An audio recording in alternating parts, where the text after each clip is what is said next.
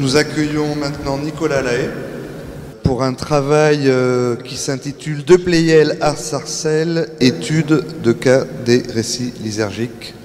Donc tant mieux. Donc bonjour à tous, Nicolas Lahaye, dans la vraie vie professeur de français et dans l'université j'ai un goût pour le punk et tout ce qui est contre-culturel. J'ajouterais aussi que j'ai été montreuillois jusqu'il y a 2 mois, donc je me sens tout à fait concerné par tout ce qu'on a dit sur Montreuil pendant cette journée. Je suis aussi reconnaissant à l'ANR Pinte de me permettre de parler encore et toujours et beaucoup de LSD, et c'est pour ça que pour mon intervention aujourd'hui, j'ai décidé plutôt de pas forcément faire quelque chose de purement historique, mais de vraiment faire une étude des textes, ou en tout cas du corpus de mots des textes de La Souris déglinguée pour voir si effectivement ou pas, par rapport à ce qu'on dit de l'identité, de l'aura du groupe, si la banlieue elle est vraiment aussi présente que ça dans les textes. En introduction, donc, je vais très vite parce que je suppose que La Souris déglinguée est un groupe pas très connu pour toutes les personnes qui sont là. Donc grossièrement, c'est un groupe fondé à la fin des années 70. Et moi, la première question qu'il faut se poser, c'est comment on peut rattacher LSD à la culture de la banlieue ou pas. Ça peut être pour des choses très très très basiques. D'abord parce que c'est un des premiers lieux d'habitation, la banlieue, donc vers Versailles, Vélizy, un des premiers lieux d'habitation de son chanteur Ty Luke. C'est le lieu de rencontre des musiciens du groupe au lycée Hoche à Versailles, et c'est aussi accessoirement le lieu du premier concert avec leur batteur Jean-Claude, donc au Forum des Cholettes à Sarcelles.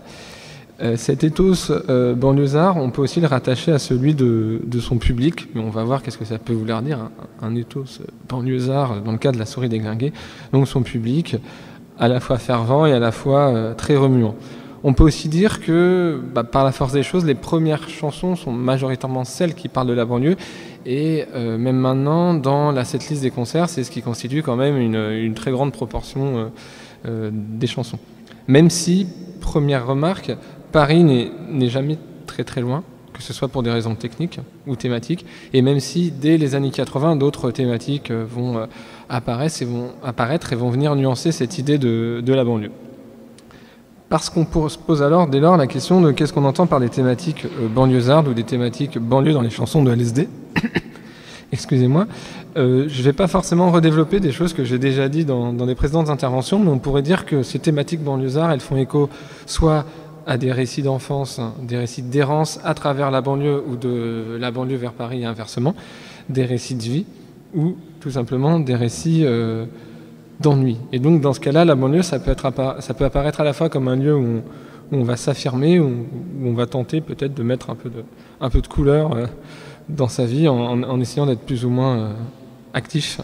Et donc à sa façon, moi, un de mes avis, c'est que ces chansons peuvent tenter à la fois de permettre au public de revivre, vu que souvent il est cité dans les chansons, donc de revivre ce qu'il a vécu, ou aussi de sublimer un quotidien qui n'a pas toujours été reluisant, vu qu'il est fait quand même de beaucoup de marches, d'errance et de courses, comme l'a dit Eric. C'est pour ça que mon but aussi, il y a une importance à confronter cette réalité des textes à la mythologie du groupe.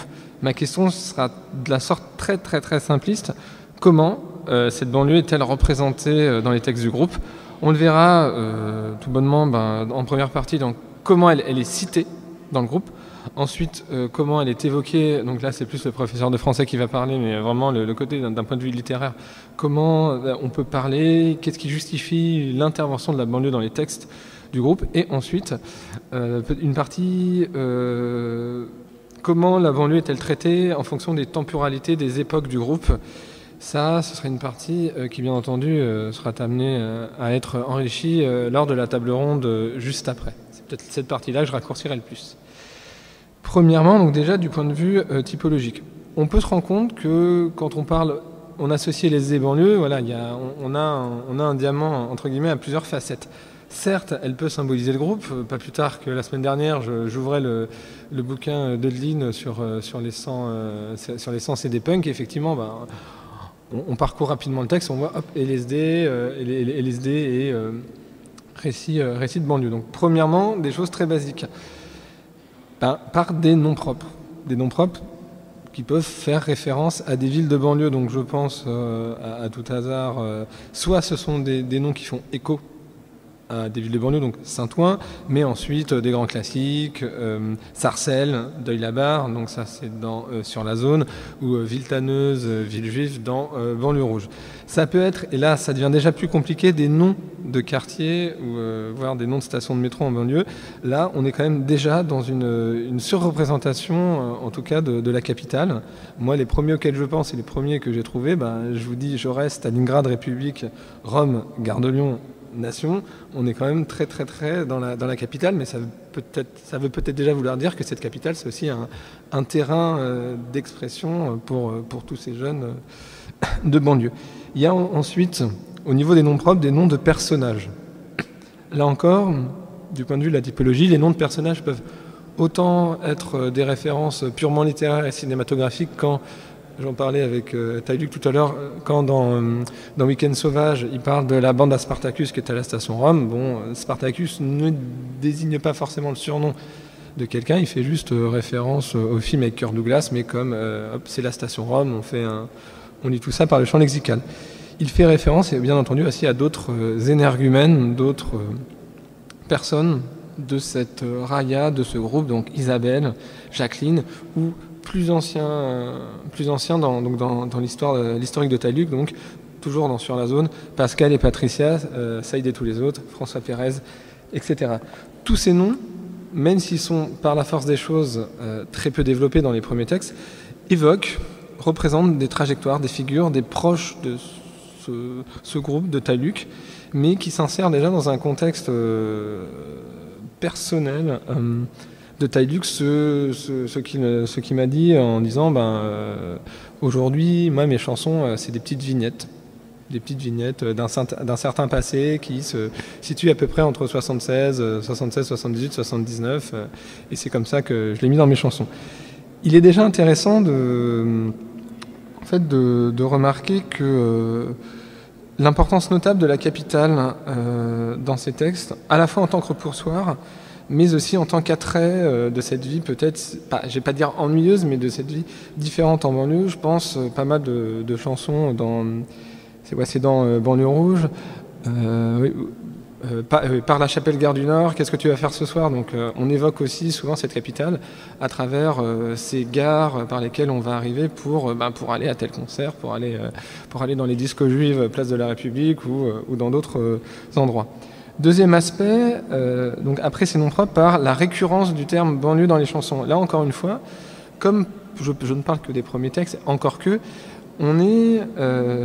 les textes sont très courts, et donc moi je suis allé très naïvement en me disant je vais taper banlieue, je vais copier-coller mes textes de La Souris déglinguée et je vais chercher quand est-ce qu'effectivement il y a l'occurrence du mot banlieue. Techniquement, sur la centaine, voire peut-être 150 chansons du groupe, eh bien on le trouve une douzaine de fois. Ça ne veut pas forcément dire qu'on va le trouver, des fois il peut être juste évoqué une seule fois. Et ce qui est intéressant, donc là on va s'intéresser à ce qu'on appelle les adjectifs épithètes, donc les adjectifs avec lesquels on cite cette banlieue, et c'est intéressant déjà de voir que cette banlieue, ça peut être autant la banlieue rouge, donc dans la chanson du même titre, que dans la chanson Pourquoi, quand on s'adresse à ces personnes, quand on s'adresse à une certaine partie du public qui essaye d'être qui essaye de s'insérer dans ces concerts-là, ferme ta gueule s'il te plaît, rentre dans ta banlieue propre. Donc il y a la banlieue d'un côté, il y a la banlieue rouge et la banlieue propre, mais encore une fois, c'est de manière très très elliptique que tout ça le fait. Donc de la sorte, moi je suis obligé d'aller vraiment dans d'autres terrains de recherche, parce que le mot banlieue est en lui-même très peu répété. Je dois chercher d'autres axes d'analyse et me dire quels termes font référence à la banlieue. Il y en a un qui est tout à fait évident, c'est d'ailleurs le titre d'une chanson, donc c'est La Zone. Donc la zone de Saint-Ouen jusqu'à Clignancourt, donc qui fait référence vraiment, qui a une résonance tout à fait biographique dans l'histoire de Taïluc, et qui peut être vu à la fois comme un lieu d'errance, un lieu de course, etc., et de fuite. On peut aussi penser, de manière pas du tout biaisée, on parle banlieue, on peut aussi parler du banlieusard.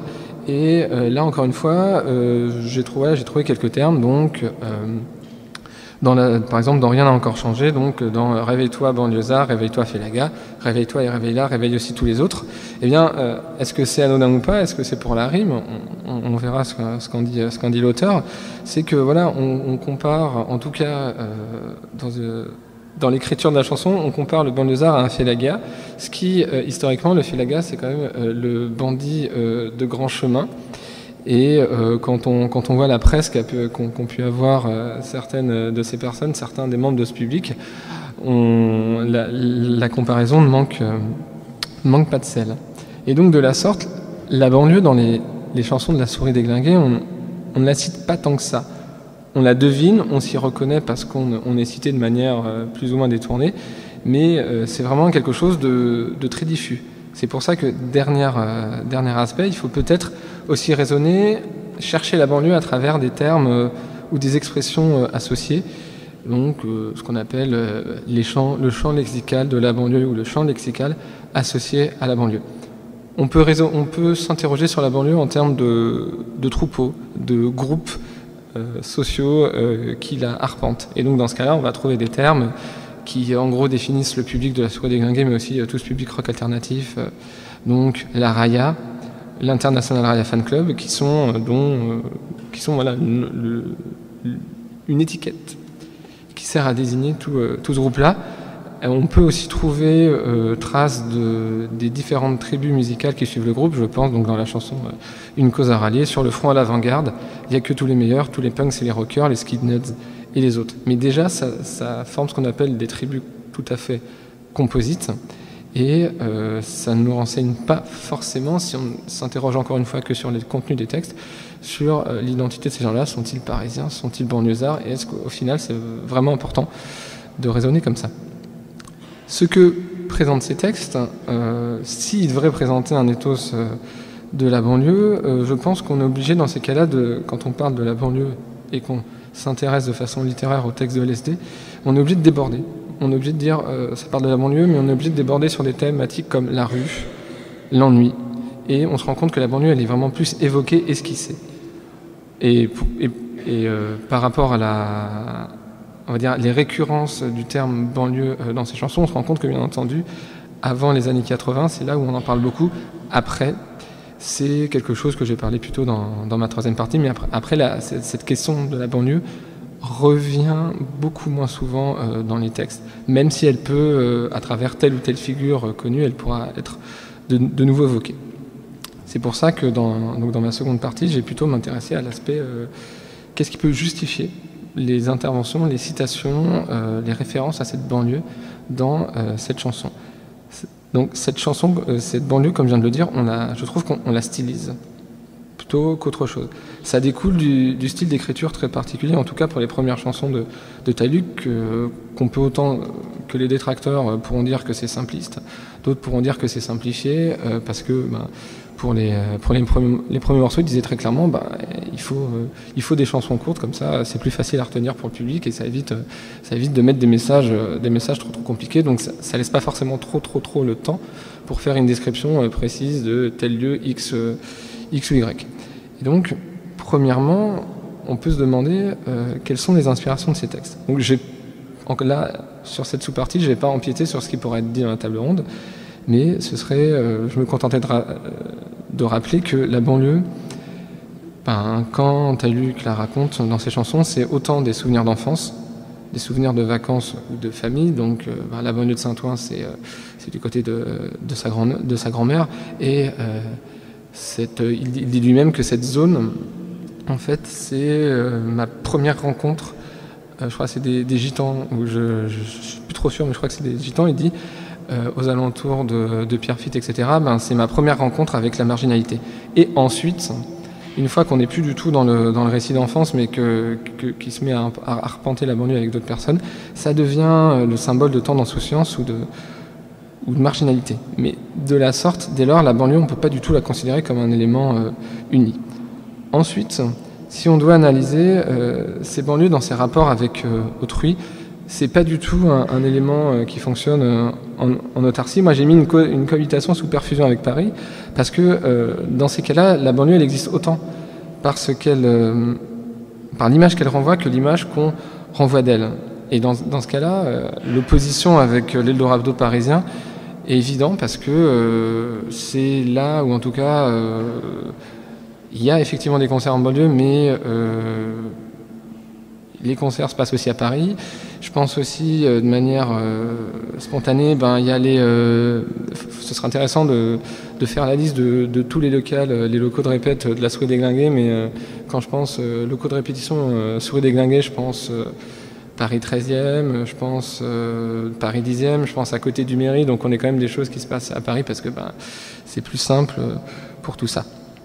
Et au sujet de la Souris Déglinguée, c'est aussi intéressant de se rendre compte que dans les gens qui suivent, quand il y a des gens qui suivent ce groupe, eh bien, ça me fait penser, donc, par exemple, aux skins des Halles.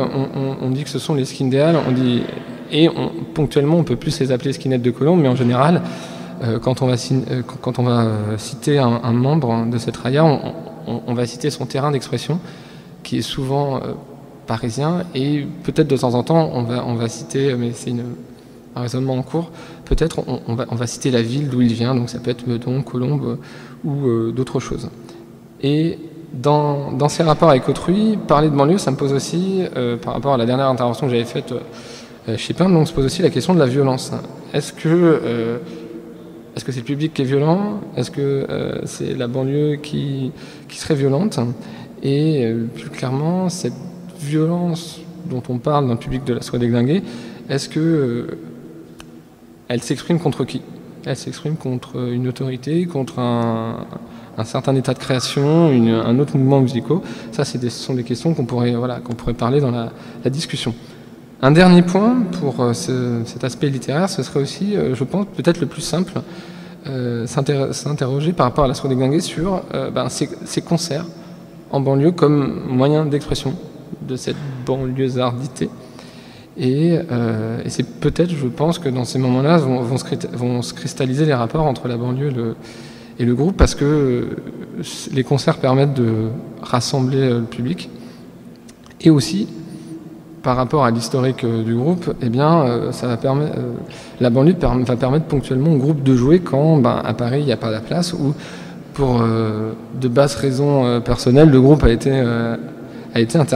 interdit de jouer. Moi, pour mon expérience de concert de LSD en groupe, j'ai dû les voir à Rissorangis, à Vernouillet, à Erani, etc., etc. Et donc, souvent, ce sont des salles de concert classiques, mais dans les concerts des années 80, c'est aussi des lieux quelquefois saugrenus, quelquefois en marge, et souvent, ils génèrent une presse pas tout le temps positive. Donc je pense autant au festival Rock contre la police à Aubervilliers, et bien entendu des concerts qui n'ont jamais vraiment eu lieu, comme Rock à une usine à Montreuil, où le groupe n'a jamais joué, mais où il y a eu cette une du Parisien. Et donc, ce qui est aussi intéressant vis-à-vis de ces concerts, le fait que le groupe joue en banlieue, ça va pas tant changer que ça le déroulement du concert, mais ça va surtout, on l'a évoqué ce matin et même tout à l'heure, les conditions d'accessibilité du trajet au concert. Je ne sais plus, je crois que c'est vous qui parliez de première et de deuxième banlieue tout à l'heure, et moi ça fait écho, alors là ça va être un peu de l'anthropologie, mais à ma propre expérience de concert, c'est qu'il faut vraiment distinguer le concert en banlieue mais relié par le métro, ça va. Il y a le concert en banlieue relié par le RER, ça commence à sentir mauvais. Et après, il y a le concert relié par le TER, etc. Et donc, moi, je me souviens un concert au Plan à Rissorangis où le concert finit avant le dernier RER, désolé. Donc, le concert finit avant le dernier RER, c'est très bien.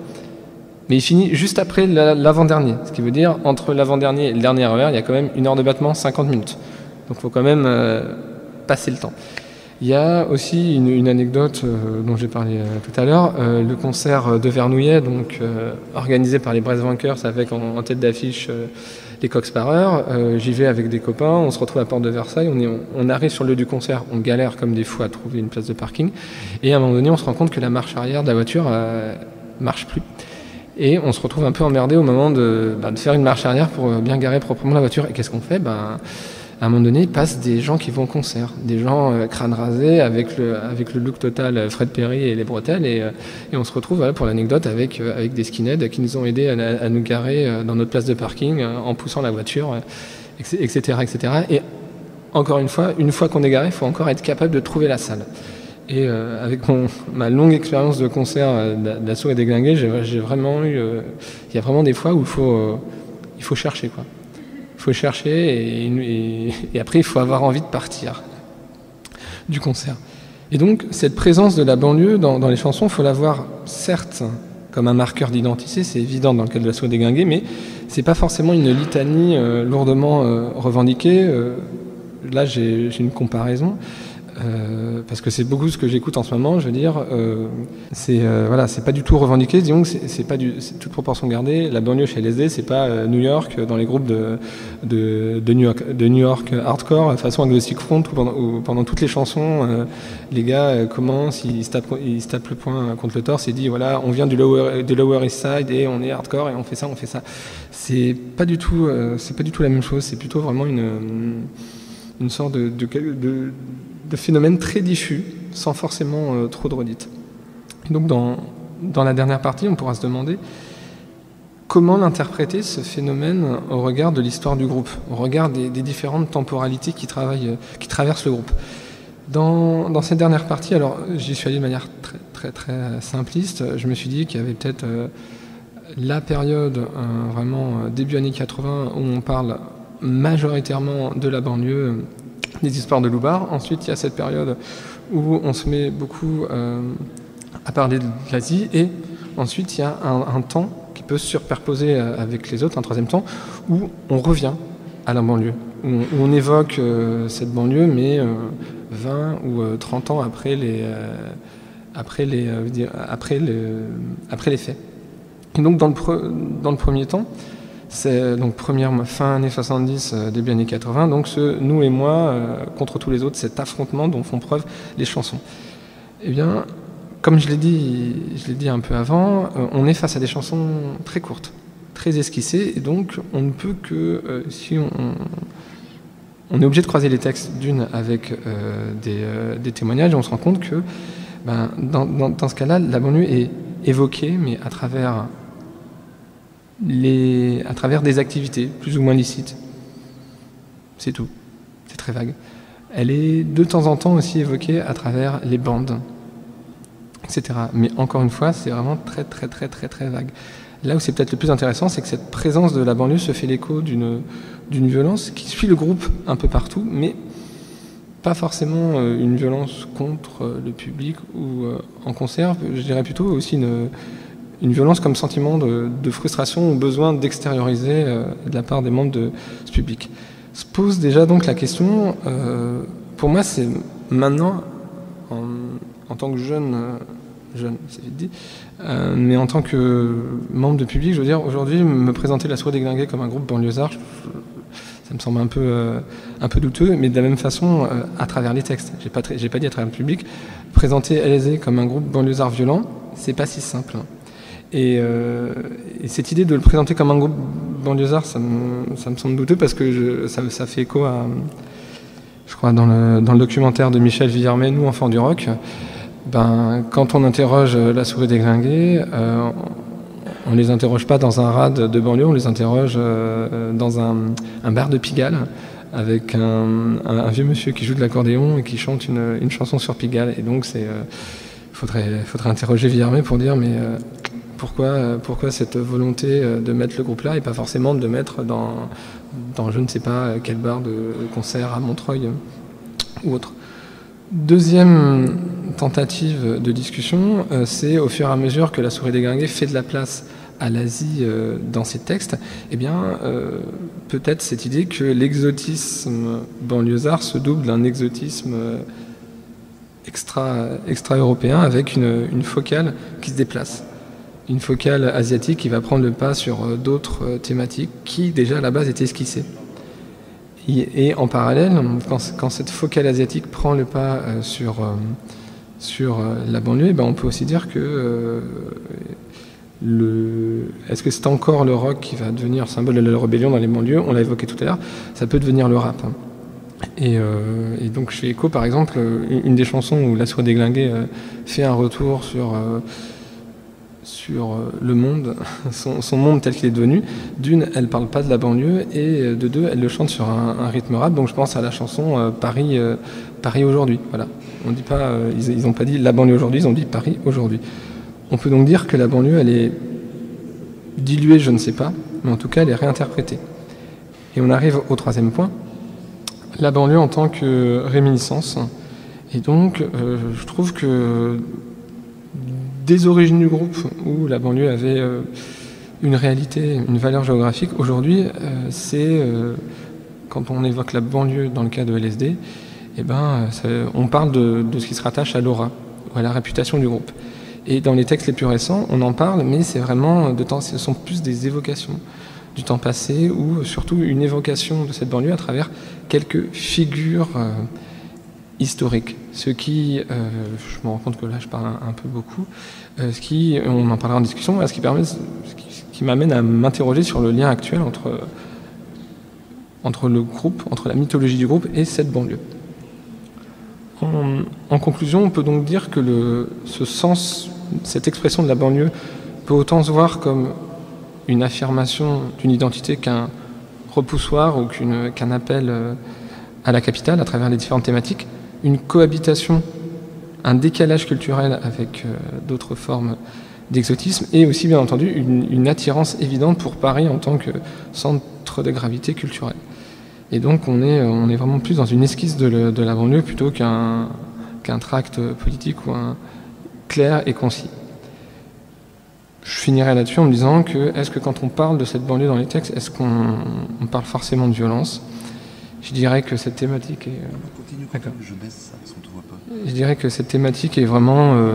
ça amène forcément des questionnements sur quelque chose de composite, sur, du point de vue biographique, des éléments de vie qui sont complètement épars, et qui, quand on est cité dans les chansons, nous donne du sens à nous, mais quand on n'a pas connu ça, ou qu'on arrive vraiment après la bataille comme moi, je vois surtout l'aspect folklorique, se mettre à chanter une chanson comme Sur la zone à la Dynamo de Toulouse, et avec quand même les membres du public qui se retrouvent, etc., et qui la chantent.